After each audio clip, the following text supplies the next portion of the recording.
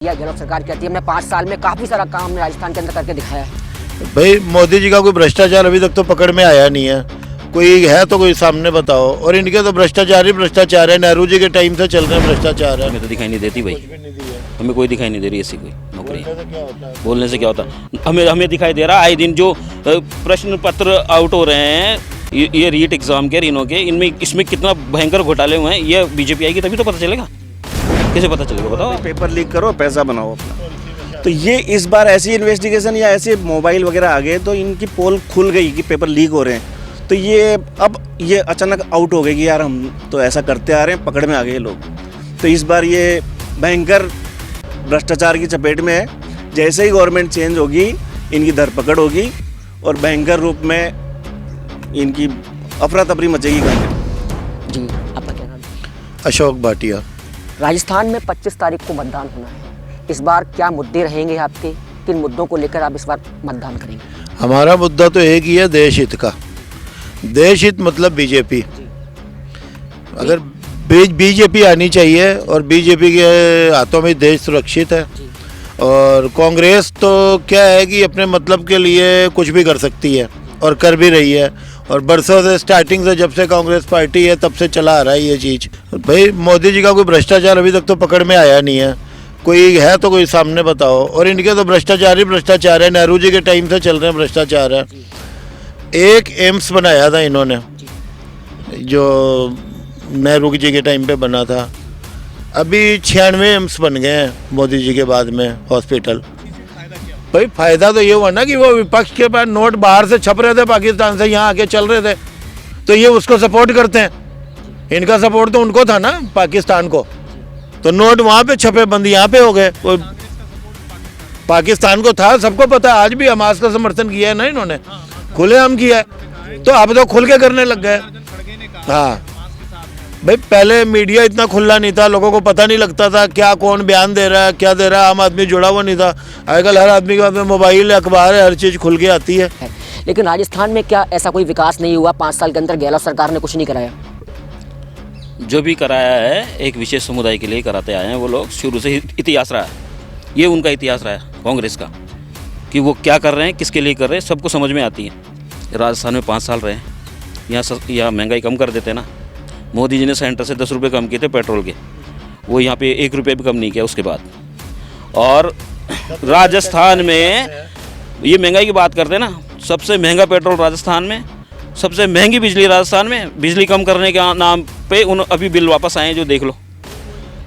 Bill इधर से कहाँ नहीं पकड़ा, इधर से पकड़ा है। सरचार्ज वगैरह और जाने कौन कौन से चार्ज लगा के बिल बढ़ा दिए गए हैं। सवाल तो वो उत्तर प्रदेश पर उठाते हैं कि योगी का शासन सही नहीं चल रहा है। ये सवाल उत्तर प्रदेश में जो रहता है उससे पूछो कि यूपी पहले कैसा है अब कैसा है। वो आंख मीच के देगा कि ऐसा हमने सुशासन जिंदगी में नहीं देखा। यूपी में आ रहा है वो यही यूपी है जिसमें 15 साल 20 साल पहले हर अपराधी घूमता था और हर एक की जेब में तमंचा बोलते हैं वहाँ रिवॉल्वर को होता था। कब कहाँ वारदात हो जाए कुछ पता नहीं। आज आ रहा आदमी बेफिक्र होकर घूमता है, पैसे नोट जेब में लेके घूमता है। किस रोड पे कहीं वो नहीं है कि भाई इसके साथ पुलिस चलेगी, सारी रोड फ्री है, कहीं से भी जाओ आओ। क्राइम फ्री हो गया। ये फर्क आया यूपी। किसी भी हॉस्पिटल में जाके 25-30 लाख रुपए तक का इलाज करवा सकता है, जो पहले पॉसिबल नहीं था। मेरा समझना ये है कि सरकार की जो ज़रूरतें हैं, चिकित्सा, शिक्षा, रोजगार, बिजली, पानी, ये सबसे पहले स्टार्टिंग ज़रूरतें हैं। उसके बाद बहुत सारी ज़रूरतें और आती हैं। गहलोत सरकार ने इन क्षेत्र में अच्छा कर। 25 तारीख को चुनाव होना जी, कौन कौन से बड़े मुद्दे हैं इस बार?